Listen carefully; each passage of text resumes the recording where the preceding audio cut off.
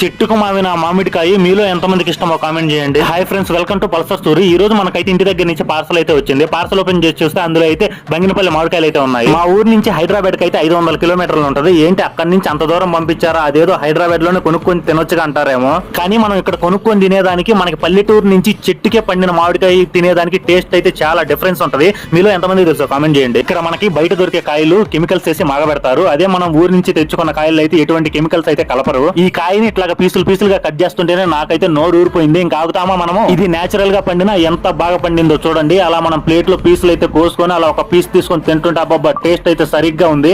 మనం ఎన్ని వేలు పెట్టి కొనుక్కొని తిన్నా కూడా ఈ టేస్ట్ అయితే రాదు. ఇప్పుడు ఒక కామెంట్ బాక్స్ లో కామెంట్ పెడతాడు, అలాంటి కాయలు మేము చాలా తిన్నాం లేరా అని. ఇలాంటి కాయ తినడం వేరు, ఈ కాయ తినడం వేరన్నా. మనం బయట కొనుక్కొని తినేది వేరు, ఇలాగ నేచురల్ గా చెట్టుకు పండింది తినేది వేరు. చికెన్ బిర్యానీ, మటన్ బిర్యానీ తిన్నాక లాస్ట్ లో పెరుగన్నం తింటే ఎంత హాయిగా ఉంటుంది. పీసులన్నీ తిన్న తర్వాత లాస్ట్ లో ఈ ముట్టిని అలా చేయకుండా వదలము, ఎందుకంటే ఈ ముట్టి అంత బాగుంటుంది టేస్ట్. ఓకే ఫ్రెండ్స్, ఉంటా, బాగా మళ్ళీ నెక్స్ట్ వీడియోలో కలుద్దాం. సబ్స్క్రైబ్.